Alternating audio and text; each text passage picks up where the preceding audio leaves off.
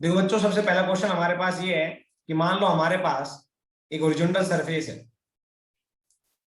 है ना। उस हॉरिजॉन्टल सरफेस पे एक बॉल गिरती है एच हाइट से। कितनी हाइट से? एच हाइट से। समझ में आया? आया नहीं आया? एच हाइट से जब वो बॉल गिरती है एच हाइट से, तो बताओ गिरते टाइम उसकी वेलोसिटी क्या होगी?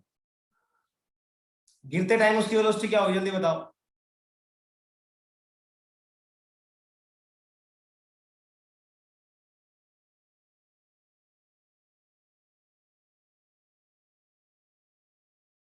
शाबाश बच्चों, जल्दी बताओ। हमें पता है कोई एच हाइट से बॉल गिरती है, रिलीज करते हैं हम लोग, तो उसकी वेलोसिटी होती है √2g कैपिटल एच। समझ में आया? अब गिरने के बाद में मान लो इस सरफेस और इस बॉल के बीच में कोएफिशिएंट ऑफ रेस्टिट्यूशन है ई। ठीक है ना? तो गिरने के बाद में जब ये बॉल ऊपर जाएगी, तो मैं इसको थोड़ा साइड में रिप्रेजेंट कर रहा हूं ताकि आपको थोड़ा कंफ्यूजन ना हो। पहले ही समझ लेना ये वही बॉल है, अभी जा रही है गिरने के बाद में। तो गिरने के बाद में इसकी वेलोसिटी क्या हो जाएगी ऊपर की डायरेक्शन में, जल्दी बताओ। √2gh ही रहेगी या ई इंटू √2gh हो जाएगी? क्या हो जाएगी बच्चों? E into √2gh। समझ में आया? तो अब ये इस वेलोसिटी से जाएगी, और ई की वैल्यू हमेशा आपको पता है 1 या 1 से कम होती है। तो या तो ये इतनी हाइट तक जाएगा, या फिर उससे कम हाइट पे जाएगा और यूं नीचे आ जाएगा। आएगा या नहीं आएगा? आएगा ना बच्चों? अरे आएगा या नहीं आएगा?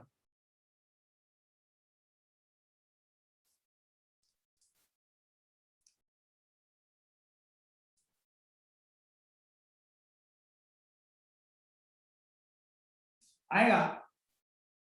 बिल्कुल सही बात है।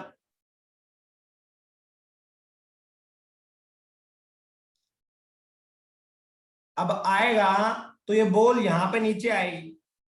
आएगी तो जितनी से गई उतनी से ही वापस आएगी, है ना? बॉल आएगी नीचे, बॉल गिरेगी, बॉल की वेलोसिटी क्या होगी गिरते टाइम में? बताओ शाबाश। E into √2gh। गिरते टाइम वेलोसिटी क्या होगी?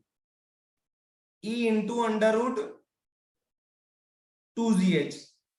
अब गिरने के बाद जब ये वापस जाएगी, गिरने के बाद जब ये वापस जाएगी तब वेलोसिटी क्या होगी? सोचो।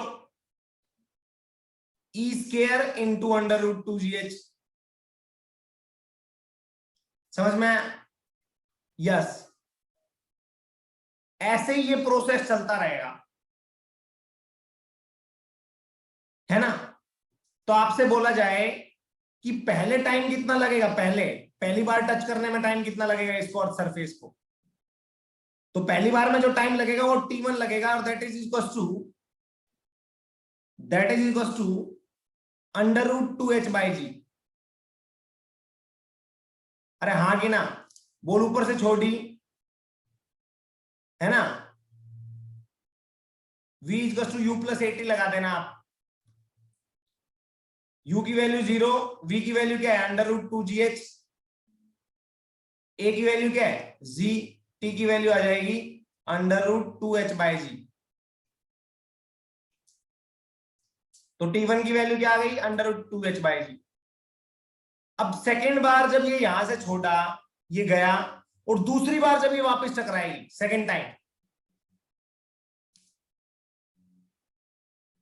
टाइम जब ये वापस टकराएगी, तो इसकी वेलोसिटी क्या होगी? ये तो फर्स्ट टाइम टकराया, ये सेकेंड टाइम। बताओ क्या होगी वेलोसिटी?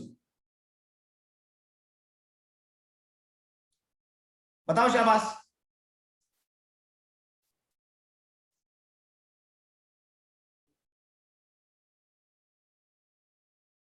अरे बताओ बच्चों, लगा दो formula, v equals to u plus 80।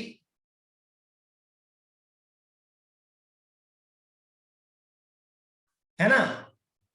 तो लगाओगे तो क्या आएगा, v equals to u plus 80। इस जर्नी में u की वैल्यू क्या है, प्लस का under e into under root 2gh आएगा। जब वापस क्या आएगी, माइनस का e into under root 2gh plus a की वैल्यू क्या आएगी, माइनस जी। a की वैल्यू क्या आएगी, माइनस जी इंटू टी। अब कई बार बच्चे बोलेंगे सर इसमें क्यों नहीं लिखा आपने, मैं बोलूंगा यहां पे इसकी वेलोसिटी यहां पे नेगेटिव थी, डाउनवर्ड डायरेक्शन में जब ये गिरी, तो इसको नेगेटिव लगाओगे और जी की वैल्यू भी नेगेटिव लगाओगे तो नेगेटिव नेगेटिव कट जाएगा, तब ये आया था। यहां से दूसरे का टाइम ऑफ फ्लाइट आएगा जब दूसरी बार ये ग्राउंड को टच करेगी, वो आएगा twice of e under root 2gh upon g, that is time of flight, or we can say 2e under root 2h by g। समझ में आया नहीं आया, आया क्या? बस तो फिर, है ना?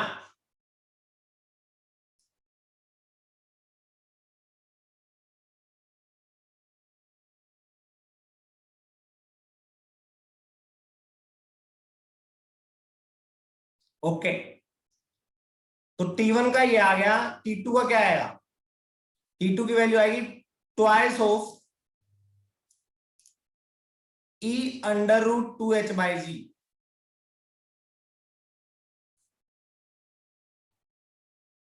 अब ऐसे ही T3 की वैल्यू क्या आएगी, twice of e square under root 2h by g. T4 की वैल्यू क्या आएगी, twice of e cube under root 2h by जी।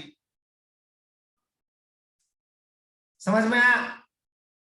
तो ऐसे ही आप से कभी भी पूछ लिया जा सकता है, जब ये फोर्थ टाइम गिरेगा तो जब ये गिरा था उसका टाइम ऑफ फ्लाइट क्या आएगा, ठीक है? तो आप निकाल लोगे। क्वेश्चन ये है, क्वेश्चन देखना आप मेरा क्या है, find the total time, find the total time after which it stops or comes to rest, comes to rest। समझ में आया?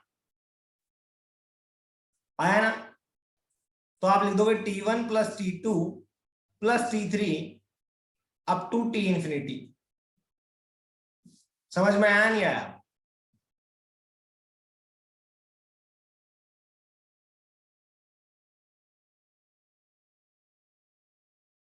आया ना? तो आप लिख दोगे under root 2h by g, 2 into under root 2h by g plus 2 into e square under root 2h by g up to dot dot. देखो T3 में यहां पे e की पावर 2 आया है, तो T इंफिनिटी में यहां पे क्या आएगा, e की पावर इंफिनिटी -1। तो बच्चों ध्यान से देखना, कितने टाइम बाद ये रुकेगी, तो सभी टाइम ऑफ फ्लाइट का सम कर देंगे। 2h बाई जी कॉमन ले लो, बचेगा 1 प्लस 2, इसमें से e कॉमन ले लो तो ये आएगा e plus e square plus e cube up to infinity. तो बच्चों ये बताओ मेरे को, क्या ये एपीजीपी क्या बन रहा है, जल्दी बताओ। इनफाइनाइट जीपी बन रही है ना? हाँ, यस। तो आप क्या लिखोगे, under root 2h by g 1 plus twice of a upon 1 minus r, yes correct. तो ई अपॉन 1 माइनस ई आएगा। जेई वाले बच्चों तुम्हें तो पता है, नीट वाले बच्चों में बता देता हूं तुम्हें।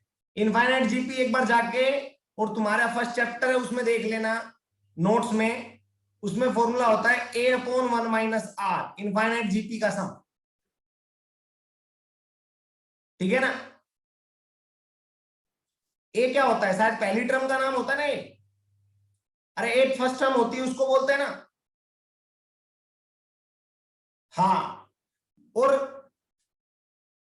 आर क्या होता है, सेकंड टर्म को फर्स्ट टर्म से डिवाइड करते हैं तब जो आता है। अरे सेकंड टर्म को फर्स्ट टर्म से डिवाइड करते हैं तब आता है, उसी को बोलते हैं ना। हाँ, तो देखो ए तो बच्चों फर्स्ट टर्म होती है, और आर जो होता है, r is basically second term is divided by first term, this is called r. तो आप ए की वैल्यू देख रहे हो वो भी ई है, और आर की वैल्यू वो भी ई है। तो ए अपॉन 1 माइनस आर लिखोगे तो ई अपॉन 1 माइनस ई आ जाएगा। इसका सम आएगा, ये याद रखना, ये इनफाइनाइट जीपी बन रही है। बाकी तो वैसे का वैसा लिखना है आप लोगों ने, तो हमने लिख दिया under root 2h by g, ठीक है, into 1 plus 2 e upon 1 minus e. Solve करोगे तो ये आ जाएगा, ध्यान से सोल्व करना, ये आ जाएगा 1 plus e upon 1 minus e. Under root 2h by g है, 1 plus e upon 1 minus e. कर लोगे ना ये क्वेश्चन, कर लोगे या नहीं?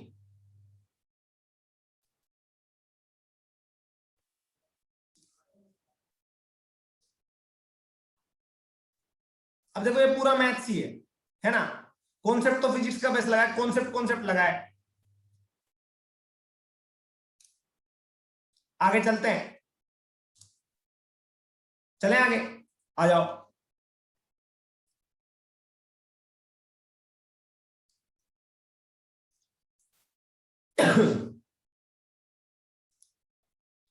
देखना ध्यान से,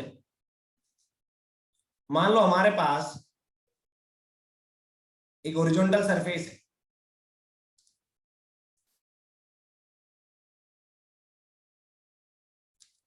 ठीक है ना। हाँ, और हमारे पास एक प्रोजेक्टाइल हमने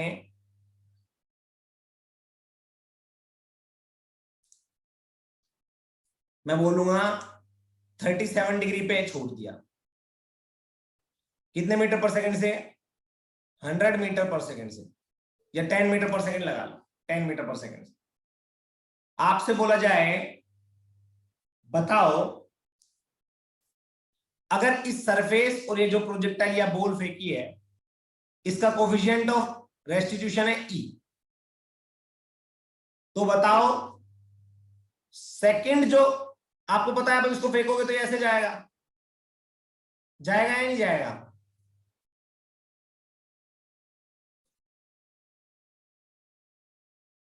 अरे जाएगा ना। क्वेश्चन ये है कि बताओ सेकंड जो प्रोजेक्टाइल मोशन हुआ था, इसकी रेंज क्या होगी, है ना। तो आप यहीं से सोल्व करना स्टार्ट करोगे, लिख दोगे ये क्या है, 10 का कंपोनेंट इधर आएगा 8 और इधर आएगा 6। जब ये जाके गिरेगी तो ध्यान से देखना, यहां पे ये कंपोनेंट क्या है, ये तो वेलोसिटी हो गई, ये कंपोनेंट क्या रहेगा 8, और ये क्या रहेगा 6। अब ये जब वापस जाएगी ऐसे, तो ये तो 8 ही रहेगा, ये कंपोनेंट क्या बन जाएगा 6 इंटू ई। तो मान लो ई की वैल्यू है 1/2। अभी धीरे धीरे क्वेश्चन समझाऊंगा मैं, और कुछ नहीं। ई की वैल्यू है 1/2, तो आपने क्या लिखा, e into u x, sorry u y, तो ये आ जाएगा 6 का, जल्दी बताओ, अरे कितना आएगा, ये 6 आया, ये 8 था, 6 का क्या बन जाएगा 3, ठीक है। तो 3 ये हो गया अब कंपोनेंट,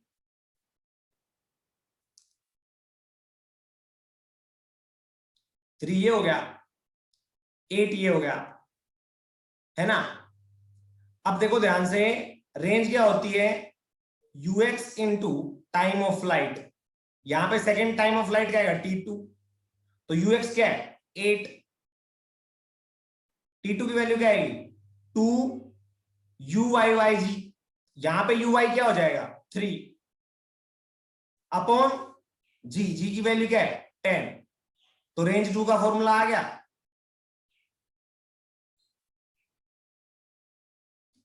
दैट इज 24/5। समझ में आ गया, रेंज 2 की वैल्यू क्या आ गई 24/5।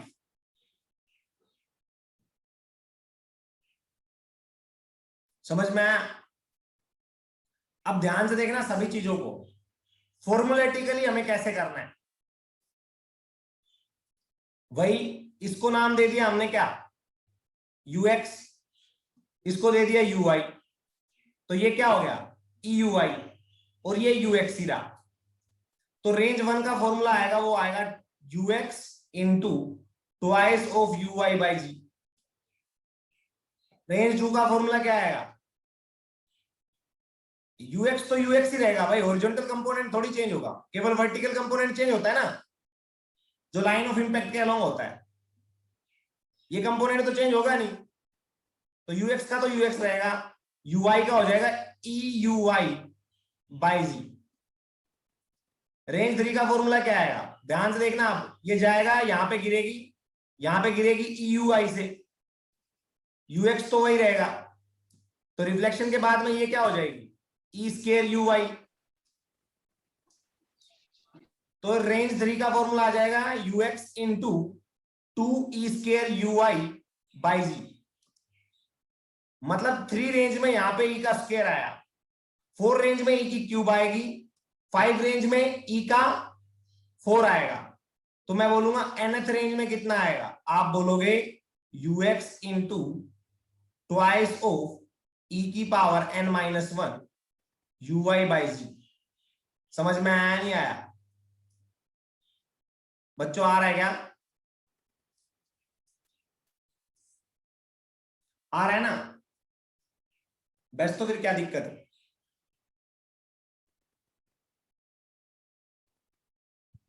फिर क्या दिक्कत है,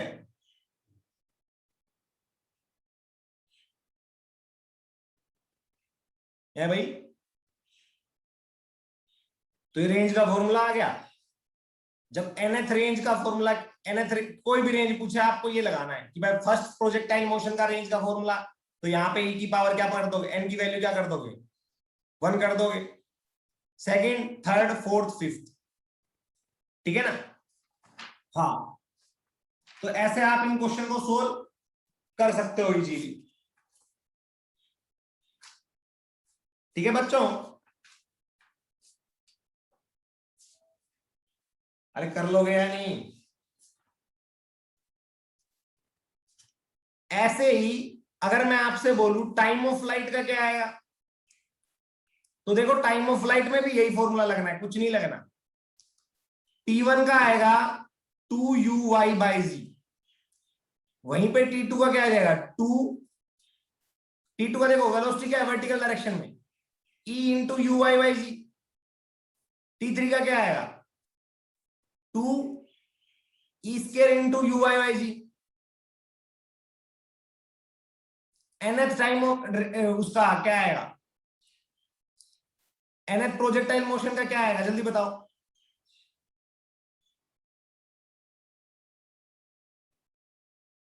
ये आएगा क्या, मानसी क्या कह रहे हो आप, सर वो रेंज का फॉर्मूला है ना, उसमें यूएक्स है ना, वो सिर्फ नहीं होगा, उसमें सब बस उसी होगा। एग्जैक्टली एग्जैक्टली एग्जैक्टली, तो ऐसे सोल्व कर लोगे। अगर आपसे इनका समेशन पूछे तो समेशन भी निकाल सकते हो ना, बोल देगा बताओ ये कब तक लास्ट में जाके कब रुकेगा, या बोलेंगे कब इसका प्रोजेक्टाइल मोशन खत्म होगा, तो जब इसका वर्टिकल डायरेक्शन में वेलोसिटी कंपोनेंट है वो 0 हो जाएगा, हाँ कि ना। तो आपसे समेशन भी पूछ सकता है बच्चों, बताओ टाइम ऑफ फ्लाइट का summation after which it stops, projectile motion. Find time after which it stops projectile motion, मतलब जहां पे ui की वैल्यू क्या हो जाए, 0, क्योंकि ux तो चेंज होता नहीं। तो समेशन ऑफ टाइम निकाल सकते हो। Find the distance, horizontal distance travelled by the projectile after which it stops, या up to which it stops projectile motion. तो r1 r2 r3 up to rn का समेशन निकाल लोगे, t1 t2 t3 up to tn का summation निकाल लोगे, वही बनेगी इनफाइनाइट जीपी। सोल्व करते रहना। तो बताओ, find the time after which it stops projectile motion. Find the time after find the distance, horizontal distance traveled by the particle after which it stops horizontal projectile motion. तो कर लोगे आप लोग, है ना? बस तो फिर क्या दिक्कत?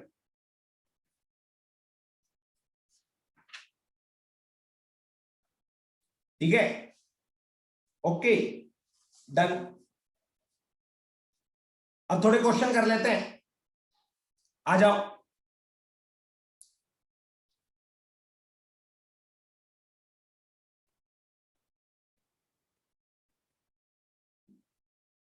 मान लो बच्चों,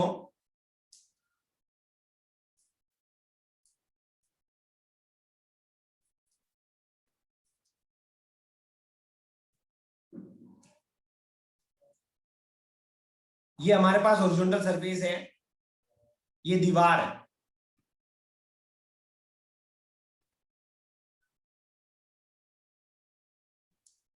ठीक है?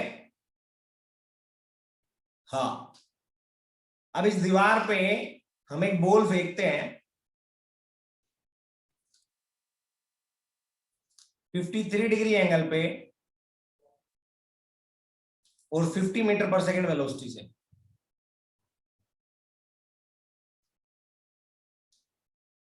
और ये जो बॉल हमने फेंकी है यहां से, इसकी यहां से दूरी है यहां तक की 60 मीटर। कितना है? 60 मीटर, ठीक है? हाँ, आपसे पूछा गया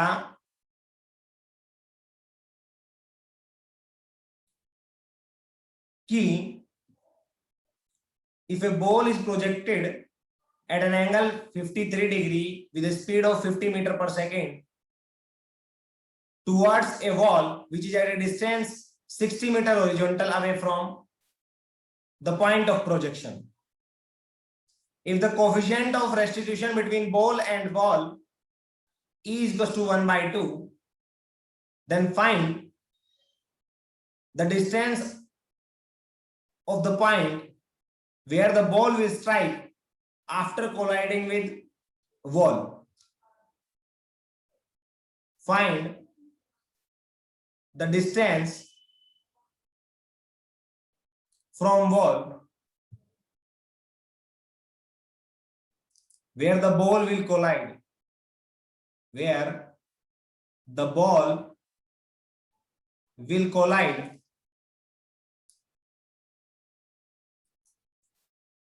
where the ball will fall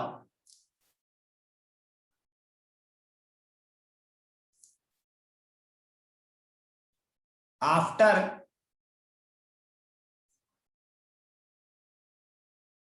colliding with wall। तो देखो, बॉल जाएगी बच्चों ऐसे, जाएगी या नहीं जाएगी? और ये 60 मीटर दूरी पे,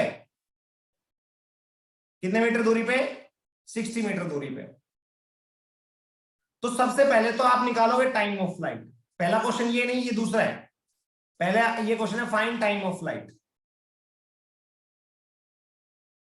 फाइंड टाइम ऑफ फ्लाइट, जल्दी बताओ, कब तक ये बॉल हवा में रहेगी? जल्दी बताओ बच्चों। हम जानते हैं टाइम ऑफ फ्लाइट क्या होता है। टाइम ऑफ फ्लाइट होता है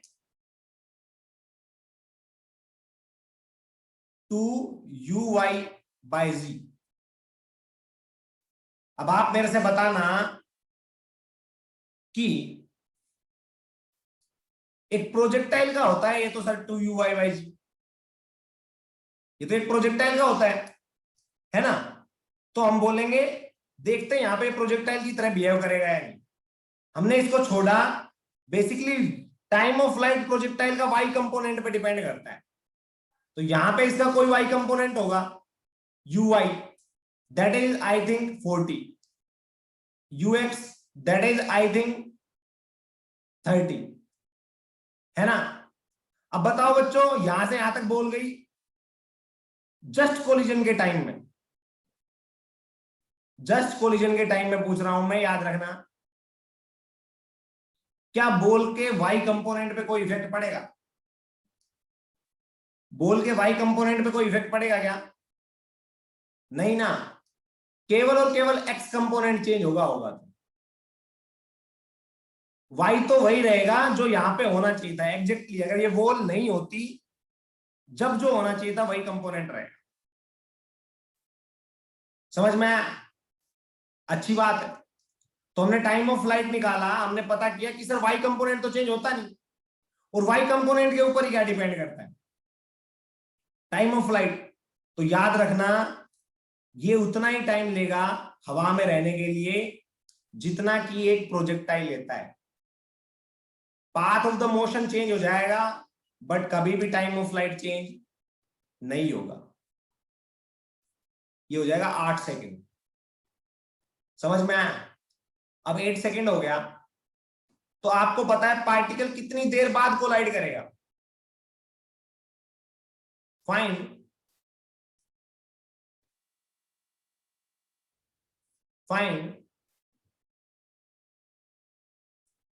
टाइम आफ्टर विच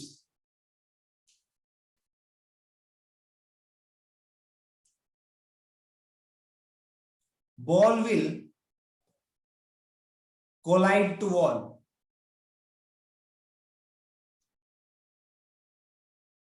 वॉल के साथ कोलाइड करेगी।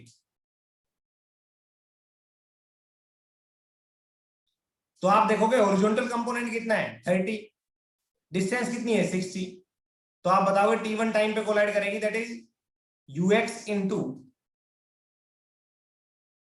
या मैं लिखूंगा sx/t, sxy, या हम लिखेंगे ux into t1 equals to sx। तो t1 की वैल्यू क्या आएगी sx 60/ux, ux की वैल्यू क्या आएगी 30, 2 सेकेंड। समझ में आया?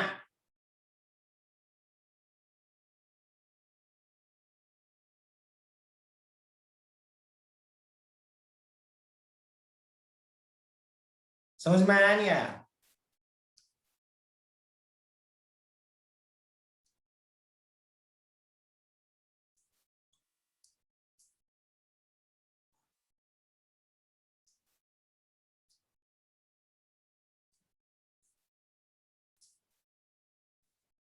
ठीक है, हाँ। तो 2 सेकंड बाद ये कोलाइड कर जाएगा, यहां पे कोलाइड किया।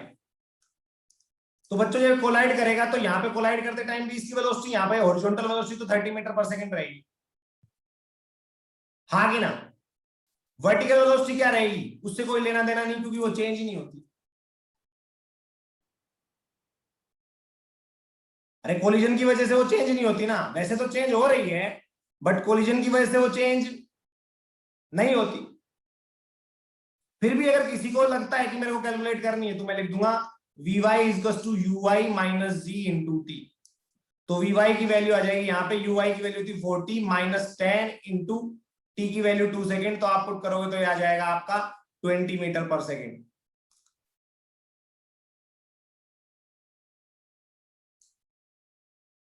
अब बच्चों ये टकराने के बाद में इसकी अपोजिट डायरेक्शन में वेलोसिटी क्या होगी, जल्दी बताओ। अपोजिट डायरेक्शन में वेलोसिटी क्या होगी?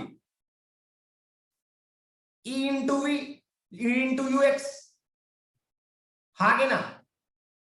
ई इंटू यूएक्स।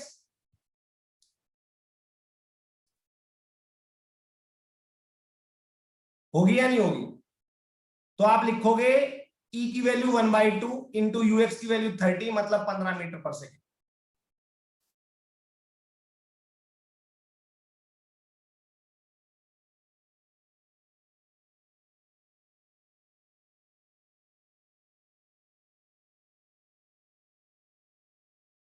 सर हाँ बच्चों, सर इसे हम वो प्रोजेक्टाइल ऑफ टावर जैसा समझ के भी कर सकते हैं क्या? हाँ इसके बाद में तुम कर सकते हो, इसके बाद में, राइट नाउ। अब आपको ओरिजेंटल कंपोनेंट ऑफ वेलोसिटी पता लग गया? पता लग गया या नहीं लग गया? हाँ। है ना? अब ध्यान से देखना,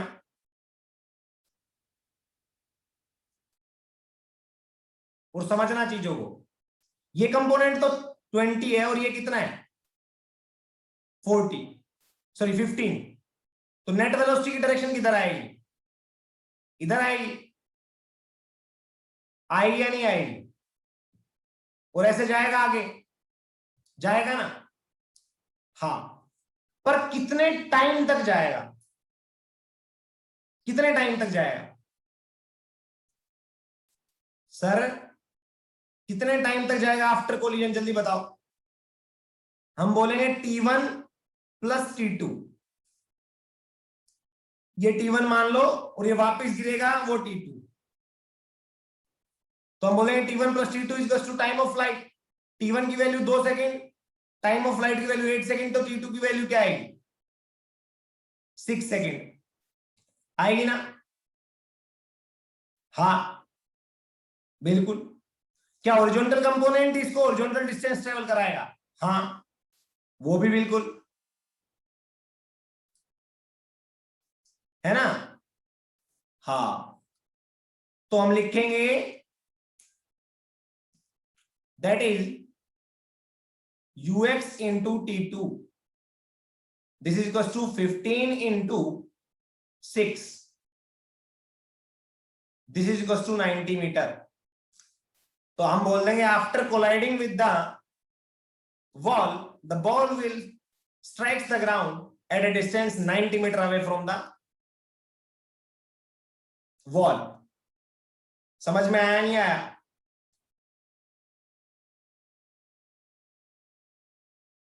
यहां पे एक चीज दिमाग में रख लेना, लिख लो, time of flight y component of velocity पे डिपेंड करता है, या हम बोल देंगे टाइम ऑफ फ्लाइट uy पे डिपेंड करता है।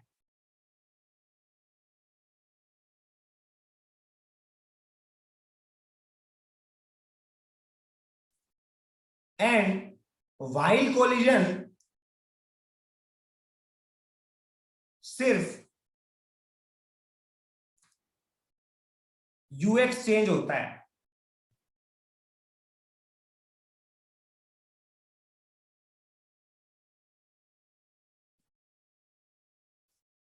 सो ui अनचेंज रहता है,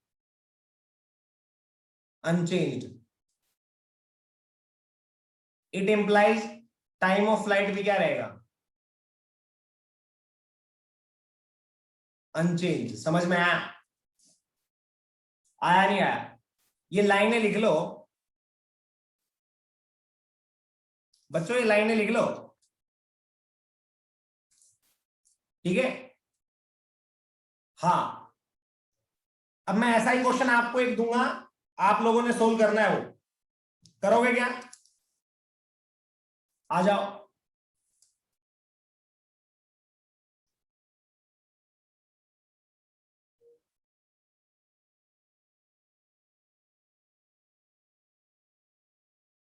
बिल्कुल करेंगे। आ जाओ, तो एक क्वेश्चन आप करके दिखाना।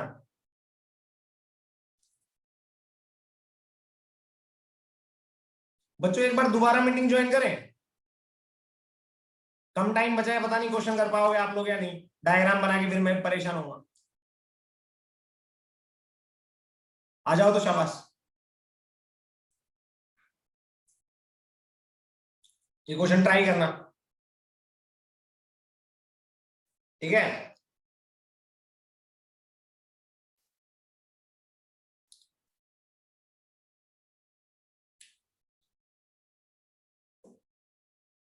चलो आ जाओ।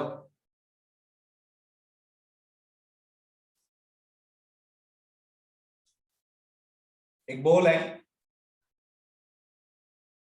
ठीक है ना। हाँ,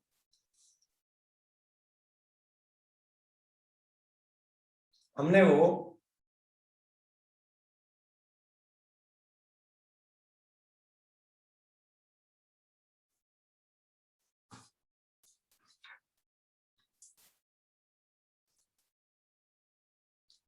ध्यान से देखना और अच्छे से करना। एक बॉल है, हमने वो 100√2 मीटर पर सेकेंड से फेंकी, ठीक है, 45 डिग्री के एंगल पे। समझ में आया?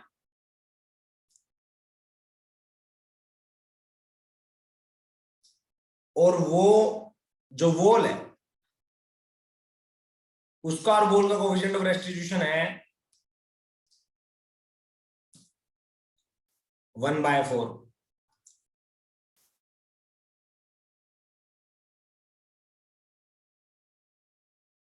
आपसे बताया गया कि ये वॉल है,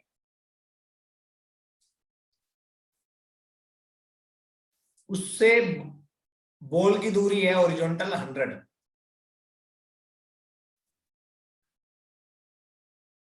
मीटर। समझ में आया?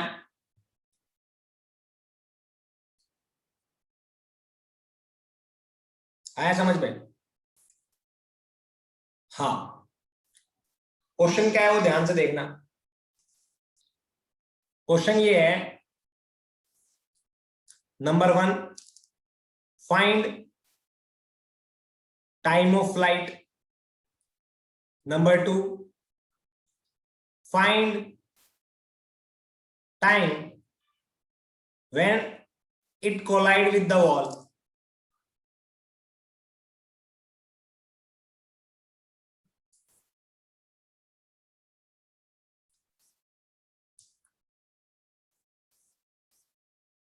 अच्छा, खतरनाक हो रहे हो Mansi,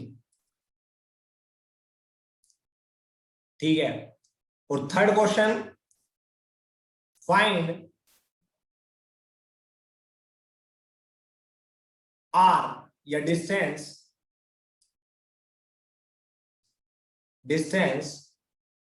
of ball,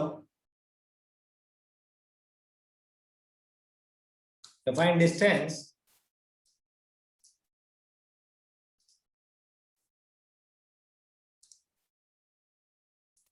from the ball, find distance from the wall where ball will collide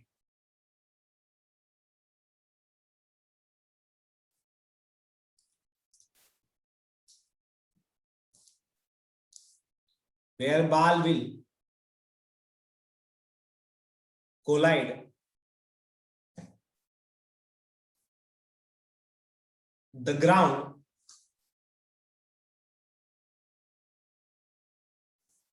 after striking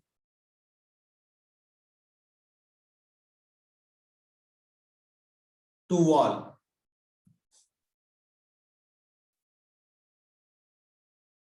yes, correct. तीनों क्वेश्चन करो, शाबाश। 5 मिनट का टाइम दे रहा हूं आप लोगों को। मान गए बच्चों। देखो, पहले टाइम ऑफ फ्लाइट निकालते हैं, आ जाओ। ये तो 100 हो गया कंपोनेंट 100√2 का, और ये 100 2u टाइम ऑफ फ्लाइट होता है। हम लिखेंगे t इंटू 100/10, ये हो जाएगा 20 सेकेंड्स हो गया ना। यस, तो 20 सेकेंड्स टाइम ऑफ फ्लाइट हो गया। हॉरिजॉन्टल कंपोनेंट ऑफ वेलोसिटी थोड़ी ना चेंज होता है, वर्टिकल चाहे चेंज हो चाहे ना हो। प्रोजेक्टाइल जब तक बीच में कुछ ना आए तब तक horizontal component of velocity change नहीं होता। 100 मीटर दूरी है और 100 मीटर पर सेकंड इसका हॉरिजॉन्टल कंपोनेंट, तो कितनी देर में ट्रेवल कर लेगा? ux into t equals to 100। ux into T1 is to 100, तो T1 की वैल्यू आ जाएगी 1, तो 1 सेकेंड पे ये इसको जस्ट कोलाइड कर देगा। मतलब अब बाकी के 19 सेकेंड इसको चलना है। अब मैं बताता हूं आपको ये कैसे जाएगा। अगर ये दीवार नहीं होती तो ये ऐसे जाता, जाता है या नहीं जाता बच्चों, जाता ना, और बहुत आगे जाके गिरता, गिरता है या नहीं गिरता। आपको एक तरीका बताता हूं। एक तो ये तरीका हो गया आपका कि बिल्कुल इसकी मिरर इमेज बना दो, इसकी मिरर इमेज बना दो, ये जो मोशन है ना इसका, इसकी मिरर इमेज बना दो आप पीछे की साइड में। समझ में आया? वहीं पे जाके गिरेगा ये। दूसरा, अगर कैलकुलेशन से करना है तो आप लिखोगे, जब यहां पे स्ट्राइक करेगा तो ओरिजेंटल कंपोनेंट तो 100 ही रहेगा, वर्टिकल कंपोनेंट क्या रहेगा निकाल लो, Vy is to ui, ui की वैल्यू क्या आएगी 100, यहां पे माइनस या प्लस g की वैल्यू क्या आएगी -10 इंटू टी, तो यह आ जाएगा, ध्यान से देखोगे तो t की वैल्यू 1 सेकेंड, तो 100 minus 10 that is 90 metre per second, ये 100 मीटर पर सेकेंड। समझ में आया? कोलिजन के बाद में इसकी वेलोसिटी क्या हो जाएगी जल्दी बताओ 25, और कोलिजन के बाद में ओरिजेंटल कंपोनेंट क्या हो जाएगा 1/4 इंटू 100 दैट इज 25। अब ध्यान से देखना, ये तो T1 था यहां तक का टाइम, और T1 प्लस T2 इसका क्या होता है T, तो हम लिखेंगे T2 की वैल्यू आएगी 20 माइनस 1 दैट इज 90।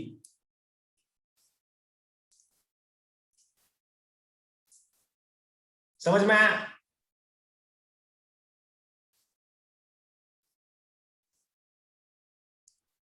ठीक है, तो अब ये 25 मीटर पर सेकंड से, ये तो कंपोनेंट 25 हो गया, ये 90 है, तो पार्टिकल का एक्चुअल पाथ क्या होगा, ऐसा होगा। कितनी दूर जाके गिरेगा जल्दी बताओ, अरे कितनी दूर जाके गिरेगा,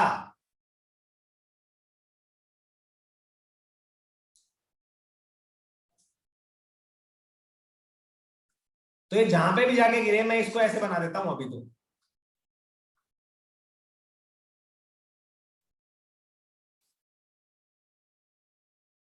ये जहां पे भी जाके गिरे, तो ऐसा प्रोजेक्टाइल था मान लो, ये यहां पे जाके ऐसे गिर रहा था, ऐसे प्रोजेक्टाइल था, तो ये जो है, ये जो इसका प्रोजेक्टाइल का मोशन था, इसकी मिरर इमेज बनेगी ये वाला मोशन। तो आप लिखोगे कितनी दूर जाके गिरेगा, तो आप बोलोगे यहां से यहां तक की दूरी that is 25 into T2, T2 की वैल्यू क्या है 19 दैट इज 475।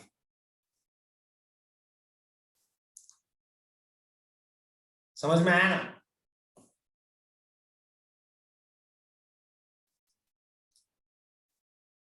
अब बच्चों मैं आपको बताता हूं, अगर ये दीवार नहीं होती तो रेंज कितनी होती, ये दीवार नहीं होती तो रेंज कितनी होती, देखो एक बात, ux into 2uyyg that is ux की value 100 into 2 into 100 by z that is I think कितना आ रही है,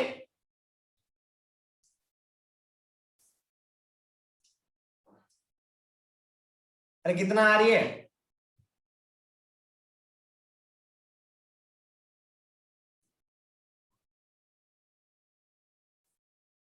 जल्दी बताओ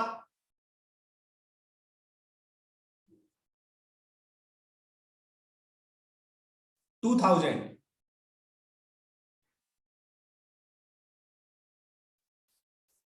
बता रहा हूं, रुक जाओ, बता रहा हूं बच्चों। अगर ये ई की वैल्यू मैं 1 कर दूं, ई की वैल्यू मैं 1 कर दूं, तो मैं आपको बता देता हूं, इधर ये कितना चला, इधर ये कितना चला, जल्दी बताओ। ये चला इधर 100 और 2000 है तो 1900। अगर ये दीवार नहीं होती तो कितना चलता, 1900 चलता इधर। अगर ई की वैल्यू मैं 1 कर देता तो ये टकराने के बाद इधर वापस 1900 ही जाता।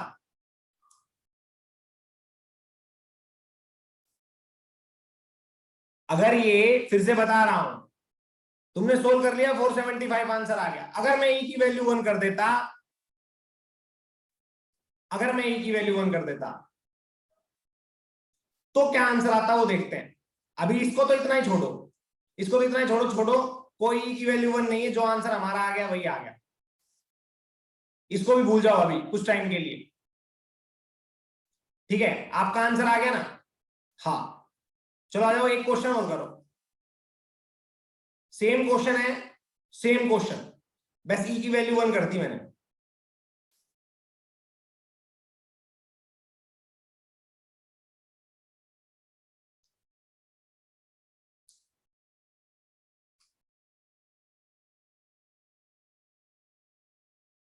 सेम क्वेश्चन है, ई की वैल्यू 1 कर दी बस मैंने।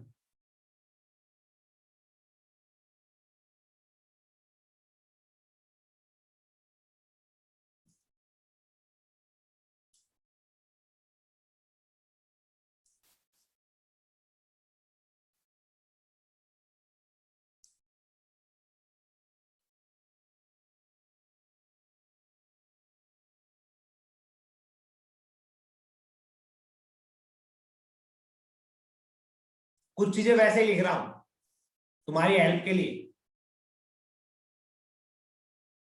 ये 100 मीटर की दूरी पे है, ई की वैल्यू 1 है।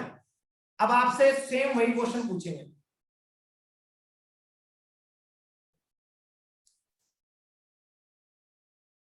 अरे सही है तुम्हारा, किसने बोला इसका आंसर गलत है? अरे सही है, यही आंसर आएंगे, ठीक है। और मिरर इमेज का अभी भूल जाओ, मिरर इमेज का मैं बताता हूं नेक्स्ट क्वेश्चन में। अभी नेक्स्ट क्वेश्चन में बताता हूं, अभी इसमें नहीं। इसमें अभी भूल जाओ जो मिरर इमेज वाली जो कहानी थी, ठीक है। इसमें ऐसे ही सोल्व करना है जैसे तुम लोग सोल्व कर रहे हो, ठीक है। हाँ, ये क्वेश्चन निकालो, जल्दी निकालो, शाबाश, जल्दी निकालो, शाबाश।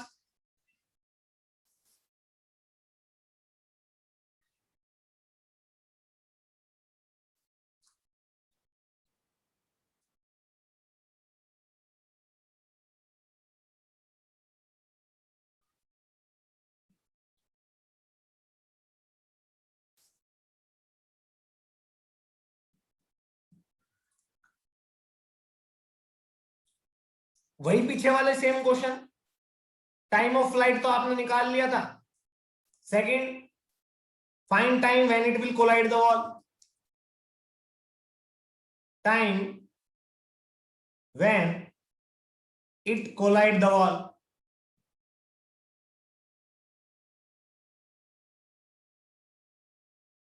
Number third,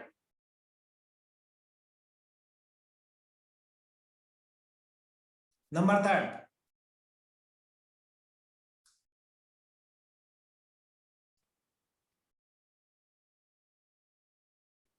find distance from wall where the ball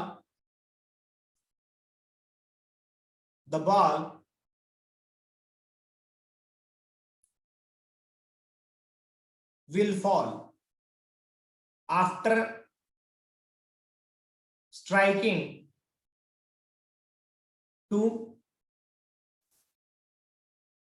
strike to wall। देखना ध्यान से बच्चों, एक ऐसे जाएगी, यहां पे जाने के बाद में यहां पे ऐसे जाएगी मान लो,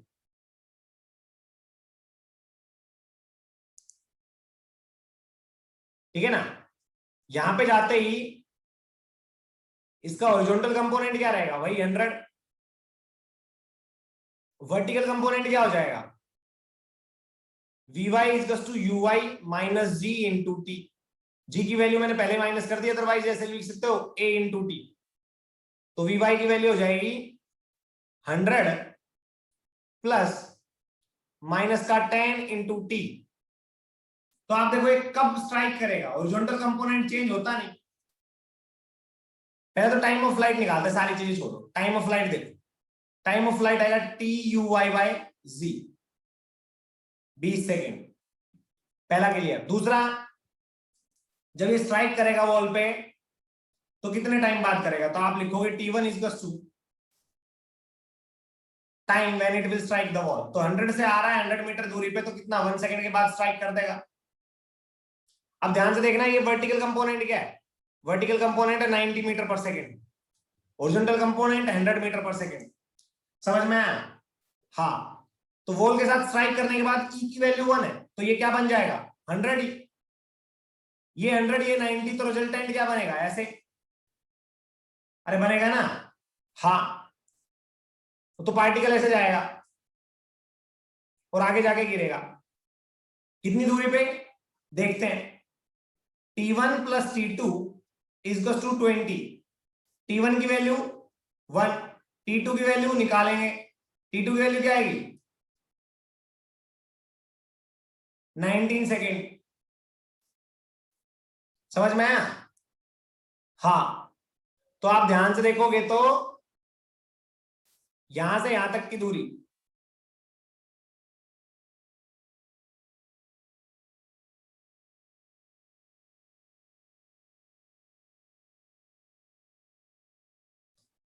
देखना ध्यान से, हॉरिजॉन्टल कंपोनेंट कितना है 100, टाइम ऑफ फ्लाइट कितना है, कितना बचा, T2 की वैल्यू कितनी बची जल्दी बताओ। T2 की वैल्यू, ये तो 1 सेकंड तो ये हो गया, अभी 19 सेकंड बचे तब तक जाएगा ये ऐसे ही 1900 मीटर। इतना आ गया समझ में? अच्छी बात है। अब ध्यान से देखो, अगर वॉल नहीं होती, अगर वॉल नहीं होती तो रेंज कितनी आती, ux इंटू 2uy बाई जी। तो रेंज आती है ऐसे ही, पार्टिकल जाता और यहां आके गिरता कहीं ना कहीं। रेंज आती है 100 into 2 into 100 by 10, that is equal to 2000 metre. मतलब ये अगर कोलाइड करता तो यहां से यहां तक 2000 मीटर दूरी होती, तो ये कितनी होती 1900 मीटर। समझ में आया? अगर मैं इसको नाम दे दूं, यहां से यहां तक की दूरी को ध्यान से देखना सभी अच्छे से और समझना, मैं अगर यहां से यहां तक की दूरी को नाम दे दूं R1 और यहां से यहां तक की दूरी को नाम दे दूं R2, जहां पे मेरा पार्टिकल कोलाइड कर रहा है, तो क्या मैं बोल सकता हूं R1 plus R2 is to range of the projectile if E is equals to 1। हाँ कि ना? तो आपको अगर फिर R2 निकालना हो तो आप क्या लिखोगे, R2 सीधा निकालोगे आप R माइनस R1, बात खत्म, क्वेश्चन यहीं पे खत्म हो जाता है। समझ में आया नहीं आया? ये आएगा ux इंटू T2, R2 की वैल्यू, यहां पे ux कितना है आफ्टर कोलाइडिंग, या मैं बोलूं Vx कितना है, Vx लिख लो, कोलिजन के बाद में Vx बन जाएगा ना, ये Vy। बच्चों इतना समझ में आया? ये क्वेश्चन मैं फिर से बता रहा हूं, जेई के लिए ये है, नीट के बच्चे इसको तभी ट्राई करें जब तुम्हारी डीपीपी में तुम्हें लगे ऐसा आ रहे हैं क्वेश्चन, है ना? समझ में आया बच्चों? आया क्या? अब R1 R2 का T1 T2 का रिलेशन कैपिटल टाइम T के साथ मैंने निकाल दिया है, T1 T2 का तो हर केस में वैलिड होगा। T1 plus T2 equals to capital T, ये तो हर केस में वैलिड होगा, E की वैल्यू कुछ भी हो, एनी वैल्यू ऑफ E। पर R1 plus R2 equals to R, ये कब वैलिड होगा? Only when E equals to 1, only when E equals to 1। हाँ ये ना, समझ में आया? अरे आया नहीं आया? बेस्ट, तो फिर क्या दिक्कत? एनी वैल्यू ऑफ E के लिए T1 प्लस T2 वैलिड रहता है इस तरह के क्वेश्चन में, पर R1 प्लस R2 वैलिड नहीं रहता। अब एक क्वेश्चन कर देना बस, ठीक है? मजे आ जाएंगे मेरे को भी। आ जाओ बच्चों, मान लो, चलो इससे पहले थोड़ी एक चीजें और इंपॉर्टेंट चीजें समझा दूं। अगर E की वैल्यू 1 होती है तो क्या होता है? E इक्वल्स टू 1 होता है तो देखना ध्यान से और समझना इस चीज को, ये बहुत इंपॉर्टेंट चीज है। प्रोजेक्टाइल ऐसे छोड़ा हमने, हॉरिजॉन्टल के साथ उसने एंगल बनाया थीटा, प्रोजेक्टाइल का पाथ ये था,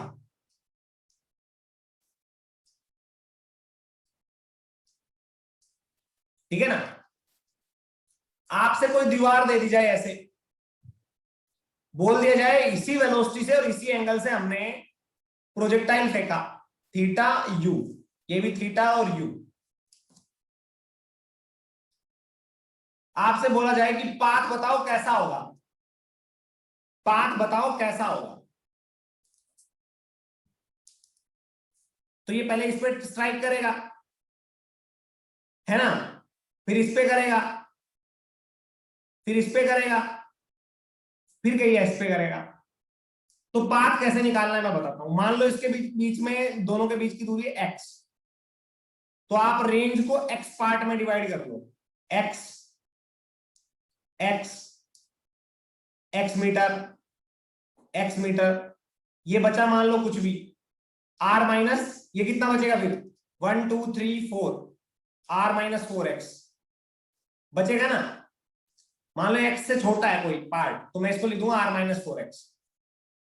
तो जो ये पाथ है ना, ये डिट्टो इसके साथ चिपका देना, यहां से यहां तक ये पाथ गया। अब बचे हुए ये पाथ की वैल्यू, मिरर इमेज बना दो इसको ऐसे,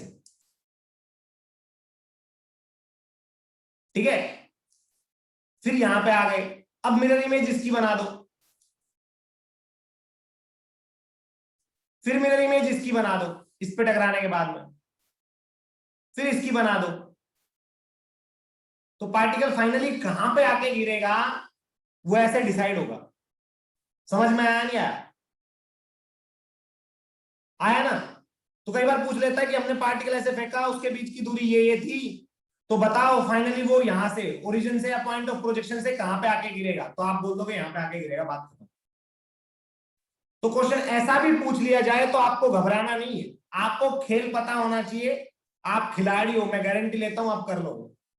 अरे तू ई की वैल्यू 1 तो छोड़, ये तो ई की वैल्यू 1 के लिए है। अगर तू खतरनाक है और तेरे को पता है तो तू ई की कोई भी वैल्यू दे दो, 1/2 वट एवर, तेरे को पता है ये यू आई है, ये यू एक्स है। यहां पे जाके जहां पे भी स्ट्राइक करेगा वहां पे हॉरिजॉन्टल कंपोनेंट क्या आ जाएगा, ई यू एक्स, और वर्टिकल क्या रहेगा, वही जो पहले था। और वर्टिकल की वैल्यू आप निकालोगे तो निकालोगे u x minus g into t. यहां पे इन दोनों के रिजल्ट से आपको पता चलेगा इसकी वेलोसिटी क्या है। फिर आपको पता है कि ये यहां तक की डिस्टेंस कितने टाइम में ट्रेवल करेगा, ठीक है? तो आप फिर उसके अकॉर्डिंग इसका पाथ ड्रॉ करोगे।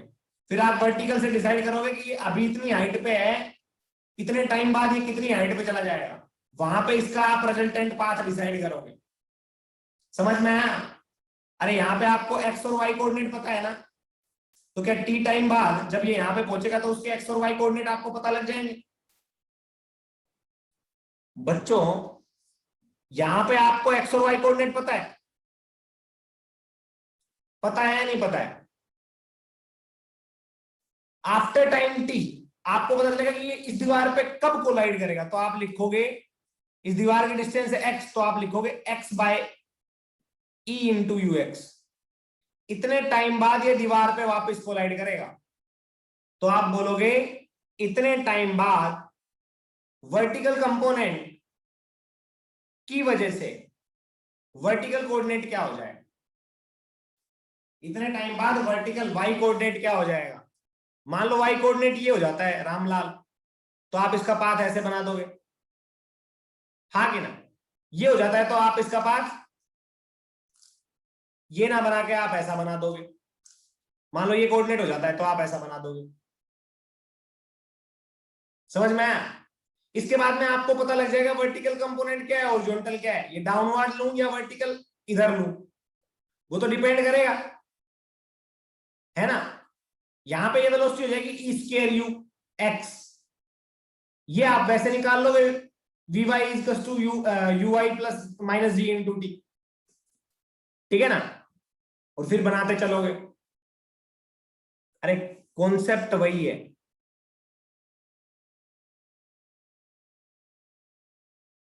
कॉन्सेप्ट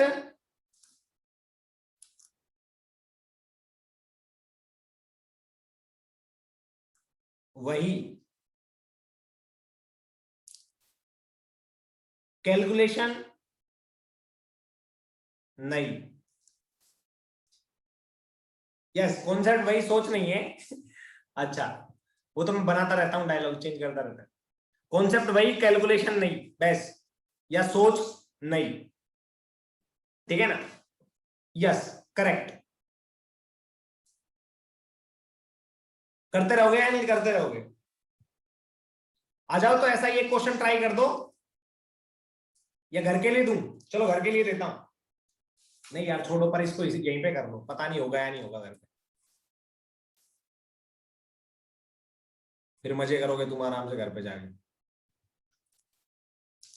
एक हॉरिजॉन्टल सरफेस है, ये वर्टिकल सरफेस है।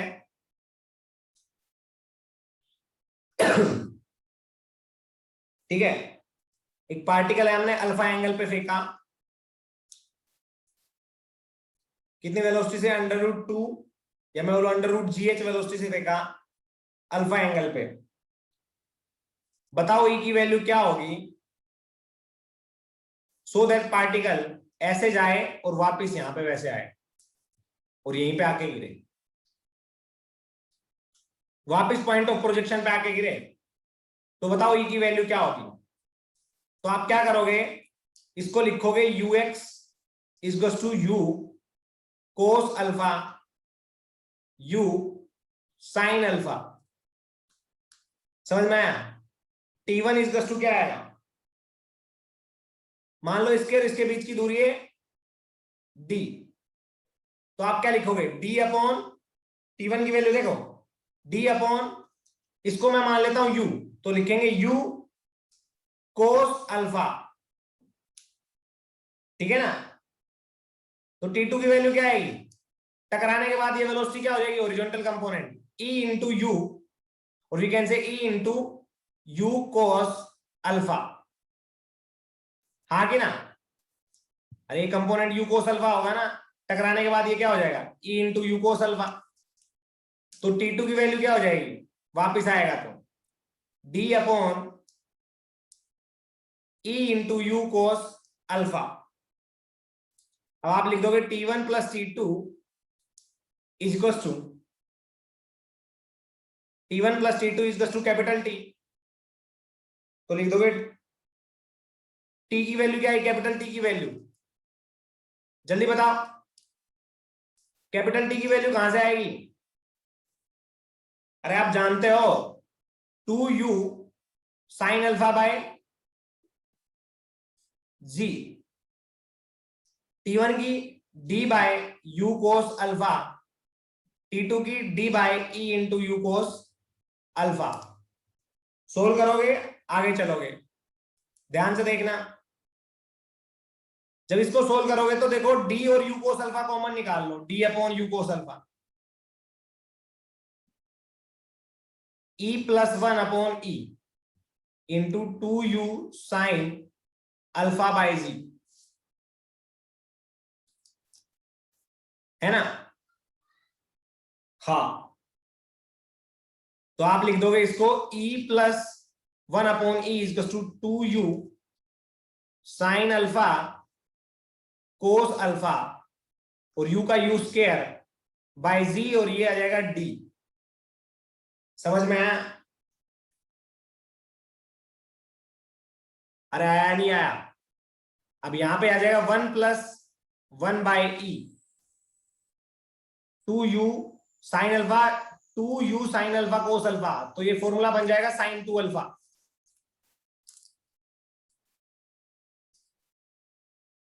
Sign 2 alpha u square by g d. तो बच्चों यहां से e की वैल्यू निकाल लोगे, अरे e की वैल्यू निकाल लोगे ना, बस तो तुम्हारा आंसर आ जाएगा, आ जाएगा या नहीं है भाई? कर लोगे? अच्छी बात है, फिर तो कर लेना। हाँ जो भी आए, वैसे एक ये क्वेश्चन कर लो, घर से करके लेके आना ये क्वेश्चन, लिखो, लिख लो खुद से। A ball is projected with 100 metre per second at an angle 37 degree. A ball is projected with 100 metre per second at an angle 37 degree with the horizontal towards a wall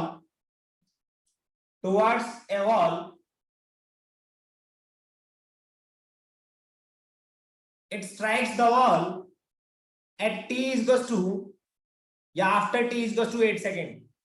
It strikes the wall after t is equals to 8 seconds.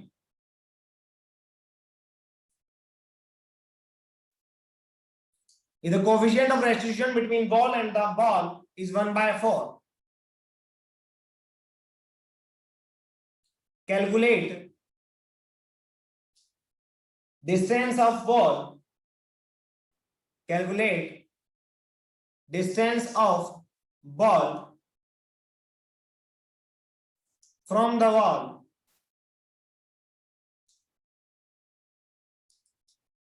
after striking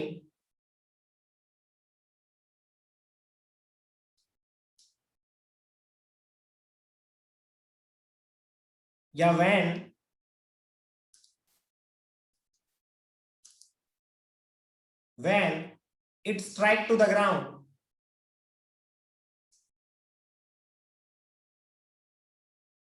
Strike to the ground after colliding the wall. After colliding with the wall. समझ में आया? आया नहीं आया? After colliding with the wall. कर लोगे घर से? कर लोगे ना? E की वैल्यू दे दी, T1 दे दिया, T1 दे दिया तो आप डिस्टेंस निकाल सकते हो, क्योंकि आप UX निकाल लोगे, UI निकाल लोगे। UX into T1 is equals to horizontal distance। फिर यहां से VX निकाल लोगे, E into ये। तो क्या करना है, थोड़ा थोड़ा देख लेते हैं एक बार, 1 मिनट बची हुई है, फिर उसके बाद में लेक्चर खत्म हो जाएगा। ठीक है बच्चों? तो ये कितना, आई थिंक 80, ये 60 है ना, तो ये हो जाएगा E इंटू UX, तो मतलब 1/4 इंटू 80 दैट इज 20। वर्टिकल जो भी होगा वो देख लेंगे। वर्टिकल कंपोनेंट क्या आएगा, VY equals to UI plus A into T। VY की वैल्यू आएगी, UI की वैल्यू क्या है 60